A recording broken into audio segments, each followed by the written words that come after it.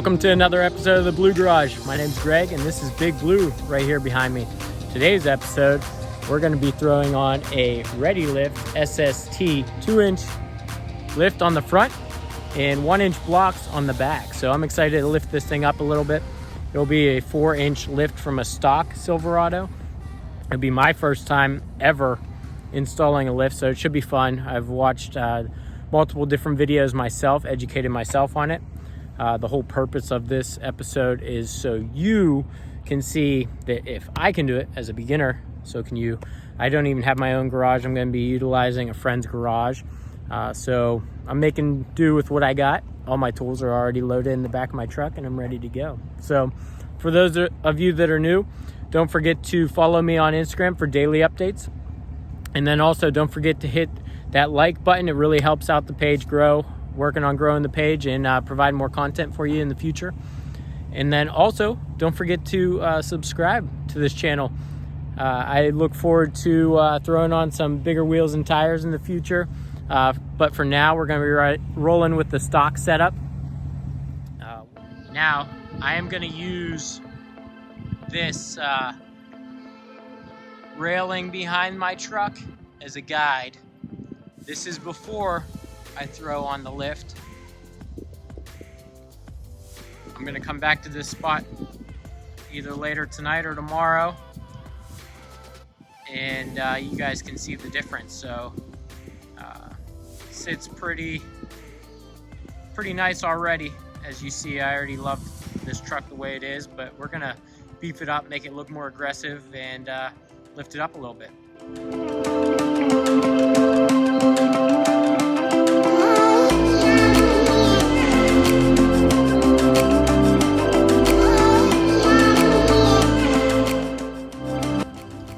Got the ReadyLift ready to go. Look at those beefy upper arms. They look good.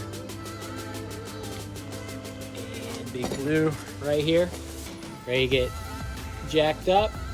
And I'm gonna get started on the driver's side, and I'll walk you guys through once I finish the driver's side on how to do the passenger side. And then we'll worry about the rear end. All right, I know I'm gonna get a lot of flack for this, but I didn't record the whole setup on the front end like I originally intended to. It ended up turning a one-day simple project, and it honestly would have been simple, into a spread out 5-day adventure. Over those 5 days, my family and I, my wife and my daughter, traveled down from Michigan down to Pittsburgh for Grandma's 80th birthday party. So everybody wish her a happy birthday down below in the comments. Had a great time visiting with friends and family. So before that trip, I kind of got caught up on the tie rod on the passenger side. So for 3 days straight, the truck sat on jacks. Driver's side was already done. I decided to do this job smart and leave 3 wheels on the ground at all times. I had never worked on a suspension or a lift before, like I had mentioned, so I wanted to be as safe as possible, make sure my jacks were properly set, make sure I had my jack was properly set, and I had my jack stands where they needed to be, and then also 3 wheels were on the ground at all times. So I ran into some issues disconnecting the tie rod on the passenger side. Driver's side was super easy. I wish I would have started with the passenger side where it was difficult, and then I could have shown you on the driver's side where it was easy, so you guys could see just how things work and are supposed to come out. So long story short, if you're gonna do this job, sometimes the tie rod comes out easy on its own. Maybe you have to hit it with a hammer, tap it with a hammer, get it to come out. Or sometimes you need something like I had. I needed the pickle fork, or the tie rod separator, which I rented from AutoZone. You know, you can get them at any auto parts store. So without that little fork, I wouldn't have been able to separate both the tie rod and the upper control arm on the passenger side. Again, driver's side was super easy. Another one of the hiccups or setbacks that I had on the passenger side was putting the new upper control arm on. I had to put it on as straight as possible, but it still did not want to squeeze around the strut tower or the shock tower. So once I got that on with a rubber mallet, just steadily tapping that on as straight as possible, it was smooth sailing. So again, I apologize I didn't get that video out or get that captured in this video like I originally intended. So that's the reason for the fast forward. Right now I'm rolling around, front end's completely done, and I am going to finish the back end, which should be very easy. Again, I'm keeping the wheels on the ground. There's ways to do this where the whole back end is up off the ground, tires are off, everything. I'm keeping the tires on and I'll knock it off. Just to show you guys that it can be done, whether you live in a house, apartment, you have a full garage setup or not, like me. I do not yet. So yeah, I've been pressed for time, trying to get my lift put on. So let me get that finished up for you guys. I'm actually getting ready to move to Virginia at the end of the week, and that's why I haven't been posting as much, as I've been pretty busy and tied up with planning for that and traveling for birthday parties for grandma and everything else. So, you know, we've had fun along the way, but it's been challenging. So please forgive me on that. But I will get a full video up on the assembly on the rear end. I know there aren't many videos for that up on YouTube, so I might have one of the first. So hopefully that helps you guys with Silverados, with Trail Bosses, or AT4s that are interested in putting on the same kit. So I got the truck lifted, supported by jacks. Obviously the little one is just a little safety. It's not even touching, but the 6-ton jack is fully supported on each side. And then the rear of the vehicle underneath the axle, I have my jack there. So I'm gonna hop underneath and I'm gonna put this 1-inch lift on the rear end. The first thing we want to do once the truck is supported safely, we want to get all the way up. This on the driver's side, right above the rear wheel on the driver's side. These 2 bolts for the brake line bracket. We want to reduce any chances of tension building up on the brake lines and pulling those out, causing any damage. So we're going to remove those.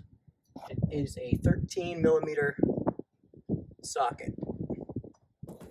Next, we're going to unbolt the lower end of the shocks on either side, just using an adjustable wrench and a 21mm socket on this side. That side has been removed, and so has the passenger side. So now I need to come over to the U-bolts, and we're going to lightly loosen the passenger side U-bolts. Torque wrench and 20mm socket did the job. As you see, there's a lot of wiggle room now. All I did is loosen them until there is a little bit of thread showing. Might have to go a little bit further, but we'll find out. To the driver's side, I'm going to completely remove and discard of the U-bolts on the driver's side. I won't discard them, I'll just keep them in storage in case I ever want to go back to stock, but I don't ever see that happening. Now that those have been removed, you're going to remove the lower plate. Just set it to the side here, and you're going to, let me see if I can get you with my camera, just pull up on the U-joints. These will not be reused. Pretty simple. Just pull right out. And then what we're going to do is we are going to lower the axle so we can get that stock block out and replace it with the ReadyLift block, 1-inch block. Now with a pry tool, you're going to have to push up on the leaf spring to get the old block out. It wiggles. I could probably pull it out, but enough to fit the new block in.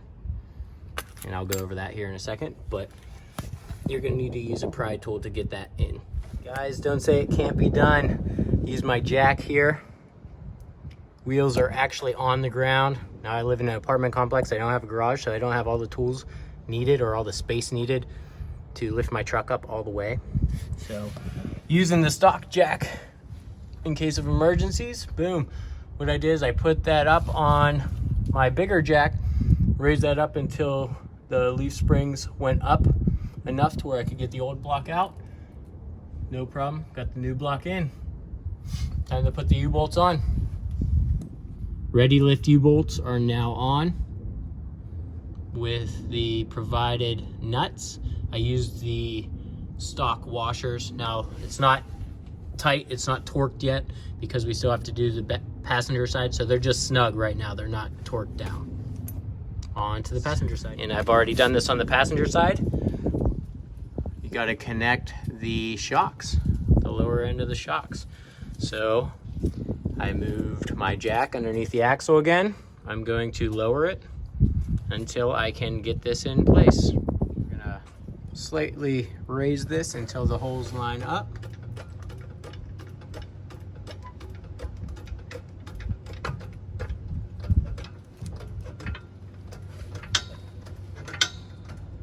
Right there.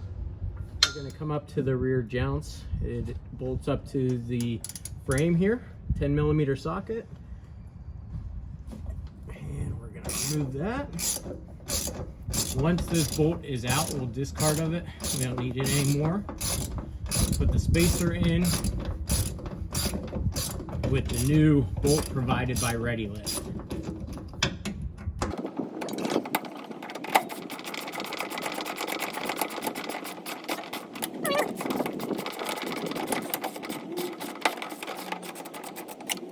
So the new bolt takes an 8mm Allen key.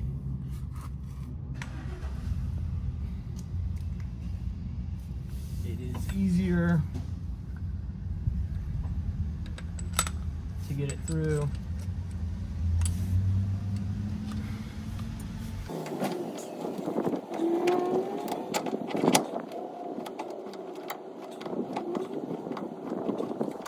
All right, once that is secure, we're going to go back up top to the brake line bracket, and we're going to reinstall or resecure that bracket to the frame, the inside of the frame, with those 13mm sockets. So I'm going to do that now. Now the wheels are all the way on the ground.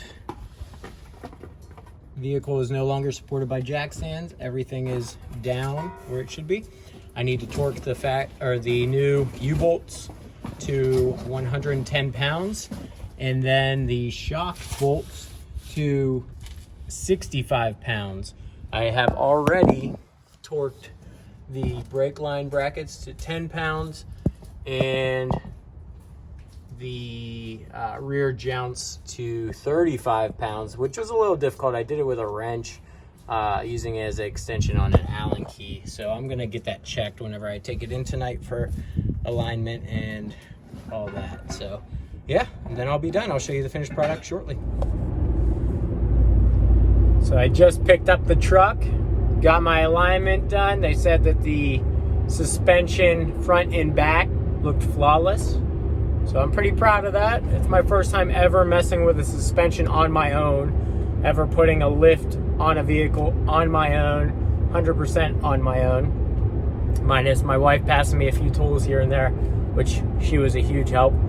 I couldn't have done that without her. So, you know, having a little extra help, I guess, doesn't hurt, you know. So we made the most of it. We got the job done. I'm beyond happy. Believe it or not, I know a lot of you on my Instagram just have the 2-inch ReadyLift on the front end, but you do not have the 1-inch block, or extra 1-inch block on the back. I believe it looks more level now, and I will actually post a few pictures here as I'm talking. The before,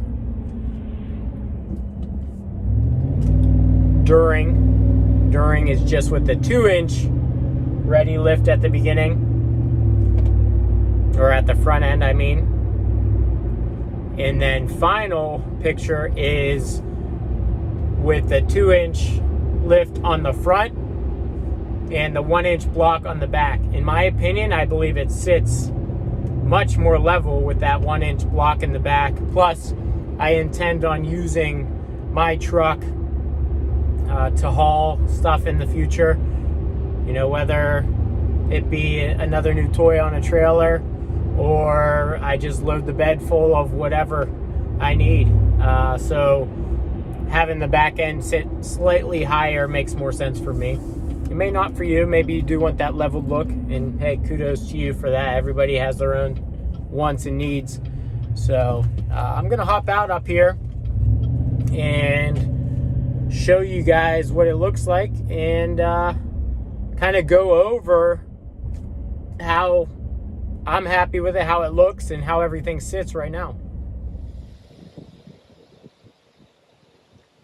There she is, all finished, all complete.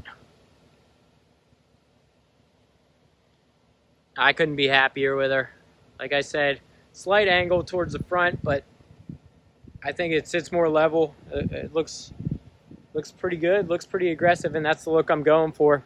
Now this is obviously before I throw on my wheels and tires, which are down the road. I'm not rushing into things, but overall, I'm beyond happy with it.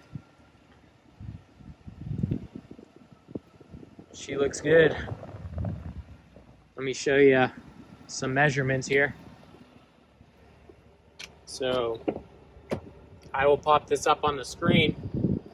The before, the rear end sits or sat 9 inches from the tire to the top of the wheel well. Now we're sitting at just about 10.5 inches. So I'm happy.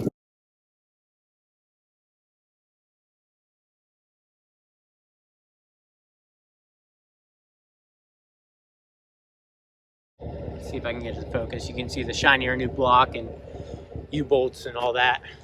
But definitely in the front you can see more. Looks good. A little dirty. Obviously I need to get this puppy cleaned. But I don't know, guys, what do you think? Get in the comments below. Let me know if you prefer the 2-inch front lift, the stock setup, or the full ReadyLift SST with the 2-inch front lift and 1-inch extra on the block. Now, one thing I have to do to finish up this job is I need to calibrate these headlights so I'm not blinding everybody. So let's take you to go do that now. Just got done showing you the final product. What you're going to need here is you're going to need to pull up in front of a wall about 25 feet. I luckily had a 25-foot measuring tape in the back seat, so I already measured that out for us. It's 39 degrees here and windy, so bear with me as I show you. You're going to want to pop the hood, and you are going to need a Phillips head screwdriver.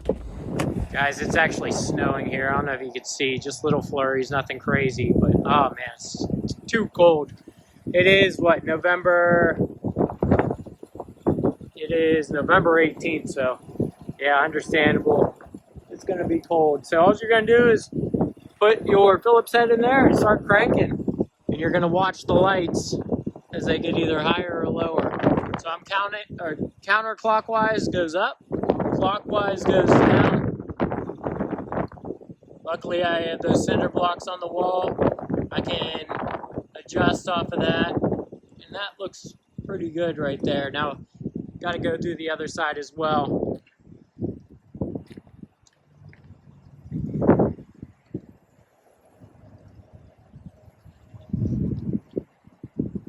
Clockwise goes down. It's pretty good right about there, guys. I'm going to go shut these off, and then I'm also going to adjust my light bar in there. Alright, there's a light bar. I don't think I need to really adjust that. It's not blinding me. It's all aimed down at the ground already. So I'm happy, guys. It looks good. Again, ReadyLift SST. 2 inches in the front, 1 inch in the back. Truck looks good. Quick, easy job.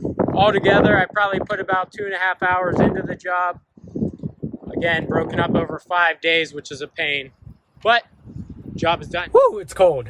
39 degrees, but that wind is piercing. Normally, I can handle the cold. I'm not ready for it, I guess. And I'm getting ready to go train for 7 months out in the cold in Quantico, Virginia. So that's going to be miserable. But I'm going to make the most of it. I'm pretty excited to go. Today is Thursday. I leave Sunday. And, yeah. I'm ready to go, guys. So if I don't post many videos in the meantime, just bear with me. I will get them out as often as I can. I was hoping to get my steps thrown on before training too. But unfortunately, they wouldn't have shipped until the day that I check in. So hopefully I'll find some time down there. I can at least keep them in my truck bed in the meantime until I'm ready to install them. Pretty simple. 3 brackets and a bar that sits across. Pretty easy to go. I will let you know what steps I am throwing on as well in that future video. But get in the comments below. Let me know what steps you have on your truck, because I'm not a tall guy. I'm only 5'5" myself. My wife 5'2", and my 7-year-old, you know, she's still short. She's 7 years old. So she needs steps. They both need steps. I can handle hopping in, but I need to get steps for them. And yeah, that's that. So thanks for tuning in to another video of the Blue Garage, guys. Your likes, your comments, your subscriptions, all that goes a long way. So don't forget to like and subscribe. And don't forget to follow me on Instagram. I know a lot of you reach out with questions about whether it be wiring with my Upfitter switches. I'm sure there's going to be lots of moans, grooms, gripes, complaints, and maybe some kudos passed my way from the suspension. You want to talk about what you threw on your vehicle on your own for the first time or whatever. Get in those comments, let me know. And, you know, this might be temporary. Maybe I go higher down the road. But for now, I'm beyond happy. The truck rides awesome. You can't even notice the difference. Now, this is, again, with the stock wheel and tire setup. Can't notice the difference if and when I do throw on 35s, which that's the goal. 17s with 35s with probably a -12 offset. Whenever I do that, it'll give me a little bit more of an aggressive stance. It'll look and feel it'll look awesome, but it'll feel a little more rough on the suspension. But we'll see. I don't know. I've seen a couple other videos where guys have said that they love their setup and are happy with it. So who knows? Maybe I'll be in the same boat. But yeah, thanks for tuning in, guys, and stay tuned for next week's video. Don't forget to hit that like button. Take care.